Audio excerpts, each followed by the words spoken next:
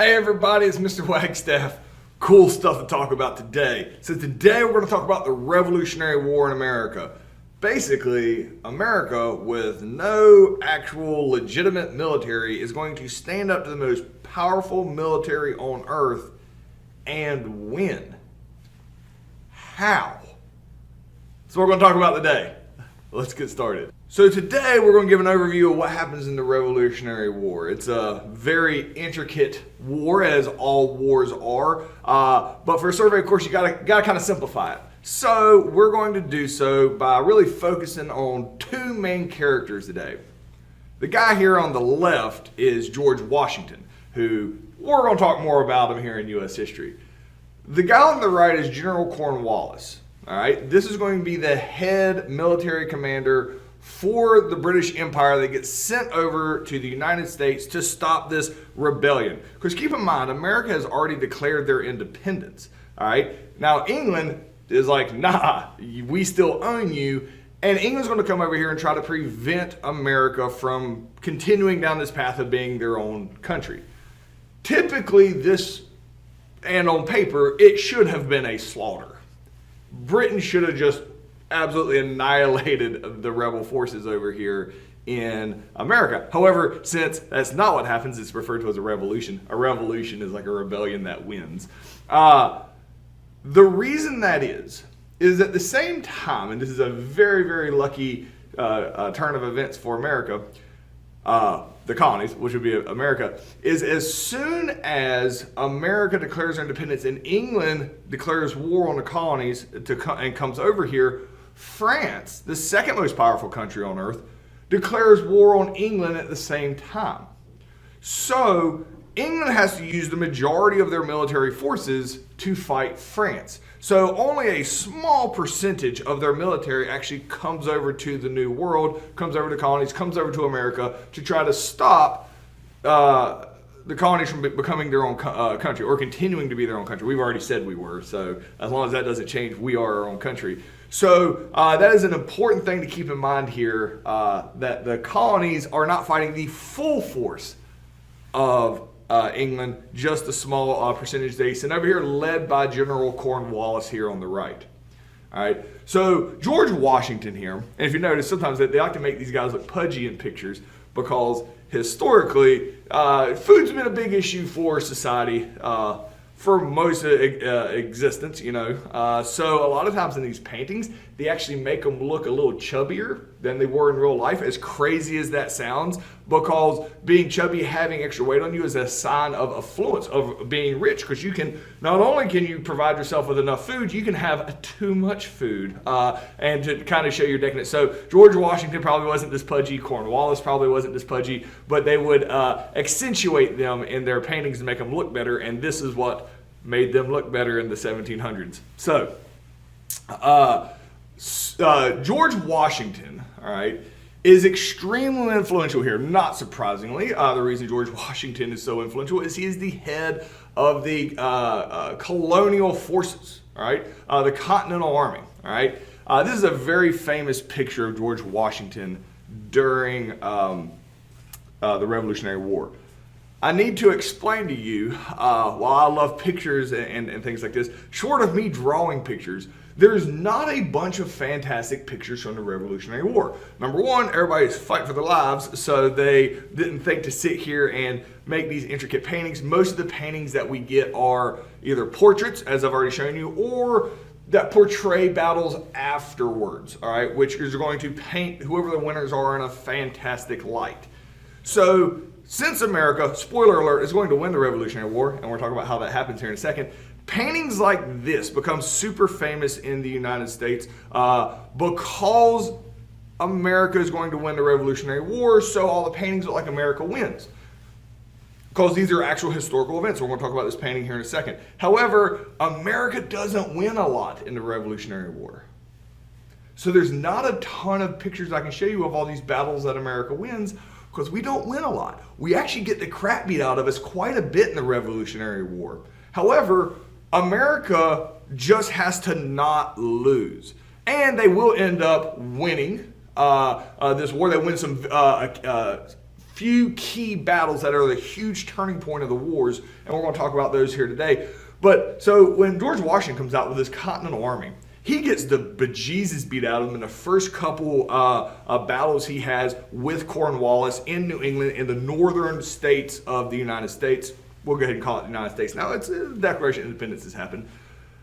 And he gets the crap beat out of him. And it's like loss after loss after loss. And America's really concerned about this. That brings us to this picture, because this picture is symbolic of a very famous story.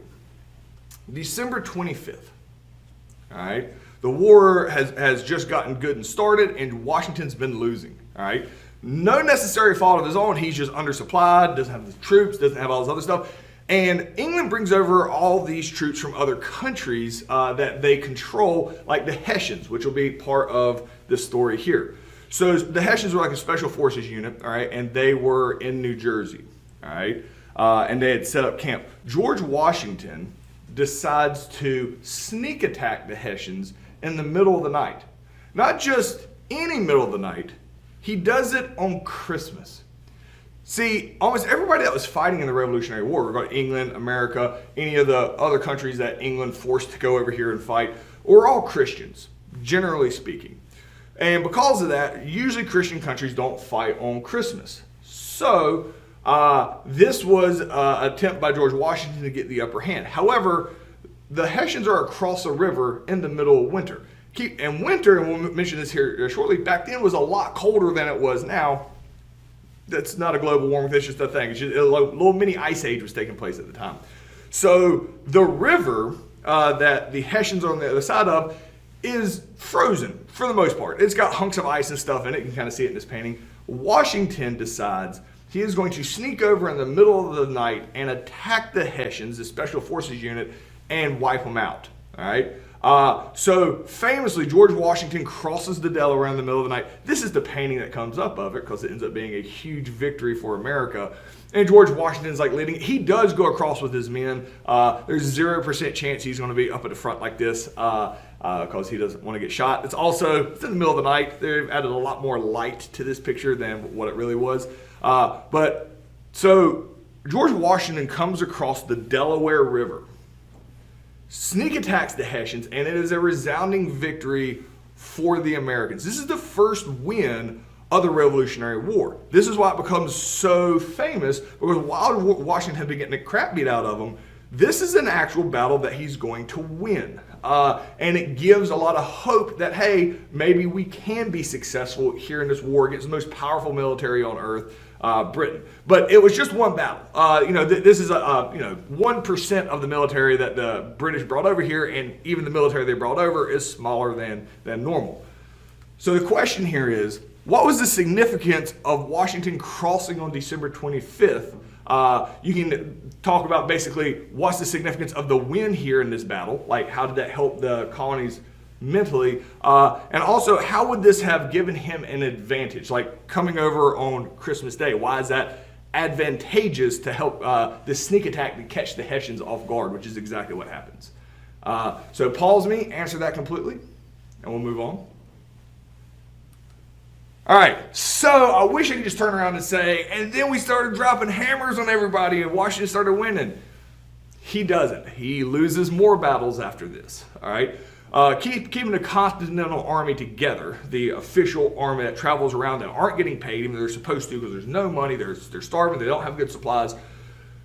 He's in panic mode. One of the things that is absolutely devastating to the Americas is that we as Americans do not have a navy, all right? Because our military prior to the Declaration of Independence was the British Navy, and they had the most powerful navy on earth, all right? So why would we, the colonies, make their own navy, all right? So when we basically declare war with the Declaration of Independence on England, and they declare war on us, they're the most powerful navy on earth versus not our navy. So they can shut down our ports, they can stop troop movements by ships, all these other things.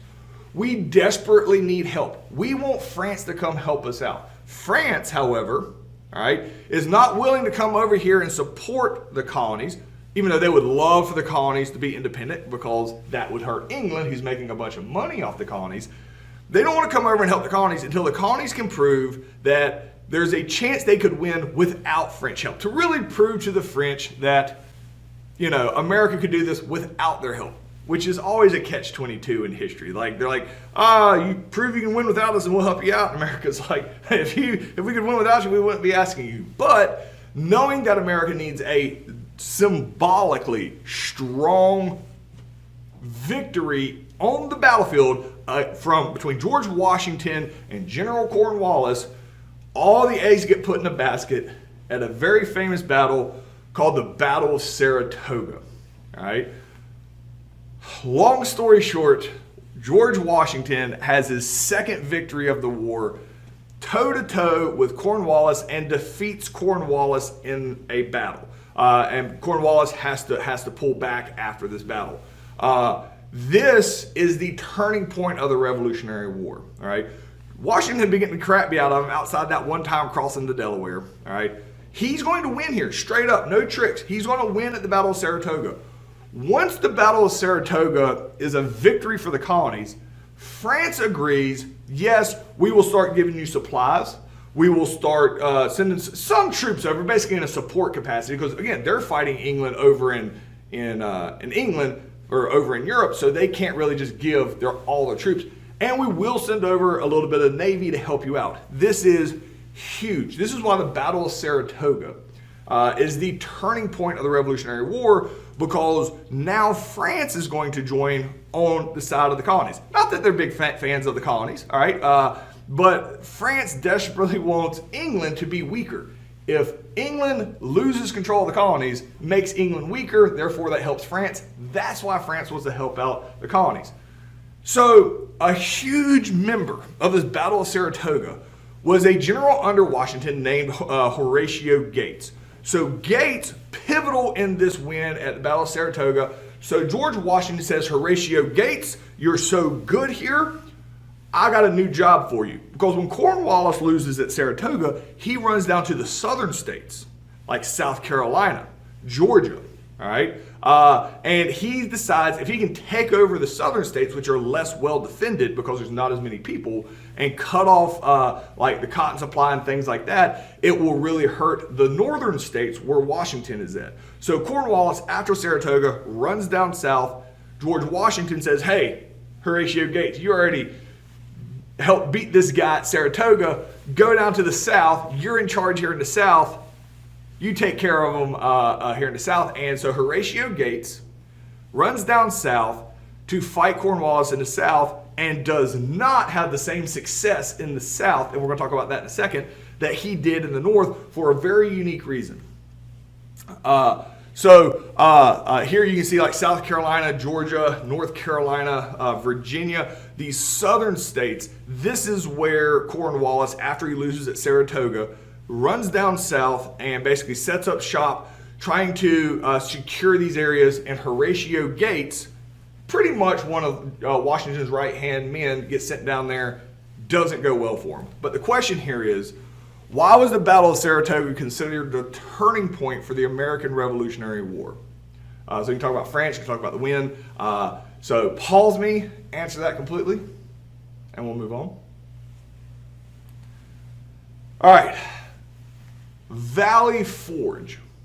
This is a very unique part of American history, specifically dealing with George Washington.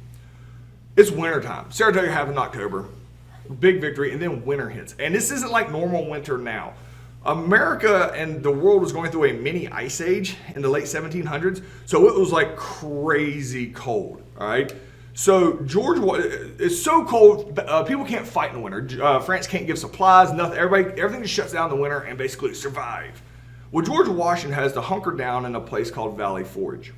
He has no supplies. He has all his troops here. They're not getting paid. He doesn't have food for them. There is a smallpox outbreak here in camp. And when people hear about this, there's a 0% chance George Washington is going to have an army come springtime.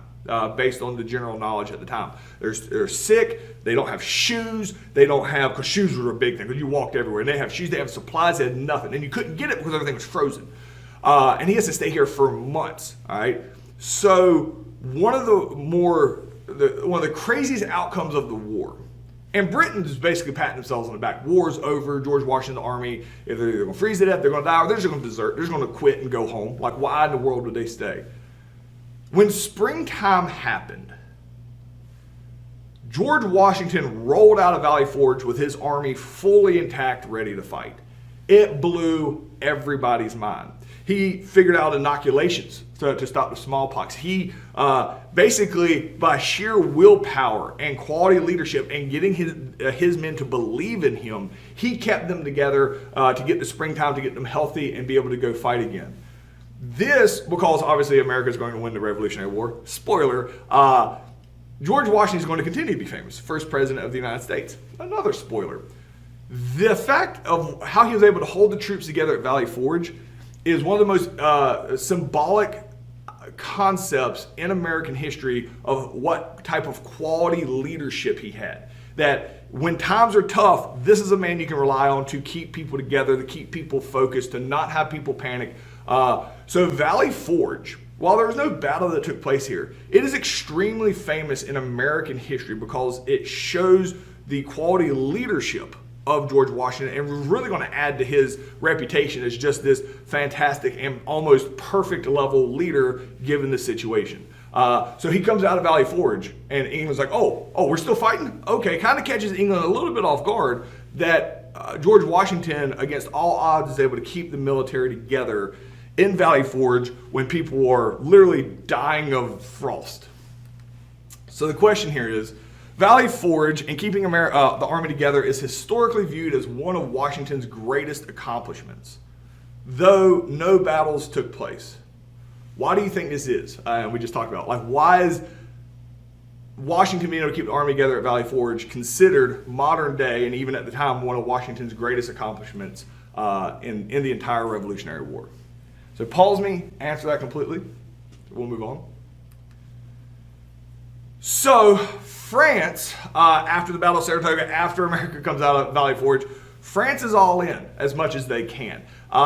They provide us with a navy. This is huge. They're not necessarily going to be able to go toe-to-toe with the British Navy, which is much stronger. But it does help deter naval battles and basically stops Britain from stopping our movement of troops, helps us get some supplies in. Because again, England didn't send over their whole navy either. So having some Navy ships that are giving us some support is pivotal here. And France is going to join after Saratoga. And this is the same time in 1778 when Washington, in June, because that's when everybody thawed out enough from the winter, leaves Valley Forge with a healthy army ready to fight, and against all odds has kept the Continental Army together. And this is just a random picture of America and France have now united. America's going to be doing the fighting, but France is going to give supplies. Oh, you guys need shoes, huh? So France gives us some supplies. You know, they loan it to us, like we're going to have to pay them back. But France gives us the stuff that we need. And again, their Navy can't be overstated here of the importance of having that Navy. Because Britain's Navy could just shut down everything on the coast is how you got supplies in. With France there, it kind of neutralized the British Navy and supplies could flow back and forth. So the question here is, what was so great about France coming to help us out? And what does France gain by helping the Americans out? So why would France want to help out America? France isn't going to own America afterwards. So what's the benefit for France helping out America during the Revolutionary War? And we had just talked about it a few minutes ago. So pause me, answer this completely, and we'll move on. So we had talked about a guy named Horatio Gates. Horatio Gates was the guy that helped Washington win at the Battle of Saratoga. And then Cornwallis had gone down south to basically secure the South. Well, George Washington is in the New England states, the northern states, with the Continental Army. All right, it would be too hard to move them because of Valley Forge and everything else all the way down south because you have to walk. So he basically tells Horatio Gates, go down to the south, create a second Continental Army, all right, and fight Cornwallis down there. So this is what Horatio Gates does. He goes down south, tries to create a military just like Washington with the same rules, expectations of all the people that he can get down here in the south. and tries to fight Cornwallis and gets absolutely annihilated. It's one of the worst losses in American military history. Horatio Gates gets just destroyed by Cornwallis, all right, in the South. George Washington realizes that this is not good. So George Washington, and I give George, now we're going to talk about Nathaneal Greene because he's extremely influential here. Maybe somebody you've never heard of, extremely influential in the Revolutionary War. George Washington gets credit for going to Nathaneal Greene. So this is Nathaneal Greene. So Horatio Gates, he's been awful, been destroyed. He goes to Nathaneal Greene and says, hey, Horatio Gates just went down south, put an army together, got destroyed by Cornwallis. I'm going to need you to go down there, put an army together, and beat Cornwallis. So what's interesting about Nathaneal Greene is Nathaneal Greene isn't who you would think would be the next guy in line. Nathaneal Greene, while he is a high-ranking commander, he is pretty far down the totem pole of who you would ask. But he has a reputation of thinking outside the box. And Washington knows this is what you need. Because for some reason, all the training that's effective on the soldiers in the northern states, not effective on soldiers in the southern states, and they aren't good fighters. That was the original thought, that the soldiers in the South are trash. Only good fighters are northern soldiers in the United States. And Washington doesn't believe this. He's like, Nathaneal Greene, go down there, figure it out. So Nathaneal Greene comes down. So, he's classically trained in military, just like George Washington is. He comes down, and he takes him about a day to realize you can't train Southern colonists to be in the military the same way you can Northern soldiers. Because the Northern soldiers, they're usually coming, a lot of times they're immigrants, they've never fought before, they're being taught for the first time how to fight. What Nathaneal Greene realizes is the soldiers that he is drafting and bringing into the military in the South, they all have combat experience, but it's very different than fighting the redcoats, where you line up shoulder to shoulder with muskets and fire in an open field, which just seems insane. The Southern soldiers are very resistant to fighting that type of war. They are basically refused to do it. This is why Horatio Gates got destroyed. What led people to think that the Southern soldiers are awful. Nathaneal Greene just says, well, how do y'all want to fight? And the Southern soldiers is like, appreciate you asking. So there's this stuff called guerrilla warfare. Now, they don't call it guerrilla warfare, but this idea of going shoulder to shoulder in a field and opening fire at another army at shoulder to shoulder in a field with guns, that's dumb. Just hide behind a tree, run up, shoot them, run away. It's guerrilla warfare tactics. The Southerners are naturally extremely gifted at guerrilla warfare tactics of going hit them, retreat, hit them, retreat. Small groups of people can do a lot of damage to a larger army, hit them, and retreat. The reason the Southern soldiers all already know how to do this is they've been fighting for a long time against the Native Americans in the South, which, let me clarify, the colonists aren't the good guys in that situation. They're clearly taking the lands from the Native Americans, and the Native Americans, that was their style of fighting. So in order to defeat the Native Americans in the South and therefore steal all their lands, the Southern colonists had to adapt to the Native American way of fighting, which is guerrilla warfare. It's unpredictable. You don't know what's going to happen. It's quick, it's lightning fast, and you get away. You don't go shoulder to shoulder in an open field. Nathaneal Greene allows this to take place in his military. And by doing so, when he starts fighting Cornwallis using guerrilla warfare tactics, which is Cornwallis is a much stronger army, he starts having victory after victory after victory. Now, when I say in victory, Cornwallis isn't surrendering, but Cornwallis can't win because it's a hit and run, nonstop. And Cornwallis starts fleeing out of the South and being chased by Nathaneal Greene and the Southern military, which has a very different style of fighting than the Northern military does. So Nathaneal Greene, had he not come in and adapted to the Southern culture, the Revolutionary War could have been drastically different. So the question here is, why do you think the Northern soldiers were more comfortable in traditional styles of fighting, going shoulder to shoulder and all that, while the Southern soldiers preferred more of a guerrilla style of fighting? So we had talked about that. So pause me, answer that completely, and we'll move on. So really important here. America has officially become their own country with the Declaration of Independence in 1776. It doesn't matter what the outcome of this war is, America's already said we're our own country. So America, since we are no longer controlled by England, we need our own government. So during the Revolutionary War, which is it's going to be important because our focus is really on fighting, we have to put a government together. So in the middle of the Revolutionary War from 1777 to 1781, this new style of government, which is referred to as the Articles of Confederation, gets put in place. And we're going to talk about that in future lessons here. It's going to be trash, but they had to race through and put it in place during the Revolutionary War because you had no government if you didn't, because our previous government was England. So the Articles of Confederation are going to be trash, and we're going to have to replace them pretty quickly after the Revolutionary War. The reason they're trash is they couldn't spend a lot of time on it because they're in the middle of fighting. Government and shoot, government. So Articles of Confederation, they get put in place. This is the first government of the United States of America. It's not super going to be successful, but we'll talk about it in detail in future lessons. But by 1781, the war's been going on for 5 years. Cornwallis has been pushed up north into Virginia. George Washington realizes Cornwallis is basically fleeing from Nathaneal Greene and the Southern military, so George Washington is going to come down. Cornwallis makes a strategic error, and he basically hangs out on this peninsula here in Virginia, an area called Yorktown, in which George Washington rolls up. So he's got like the coast at his back. All right, so Cornwallis is basically pinned in. Here comes George Washington's army. Cornwallis is worn out. They've been running forever. George Washington's army is fresh. And he's like, all right. And he is fully expecting the British Navy to roll in behind him and like give him support here against George Washington's army.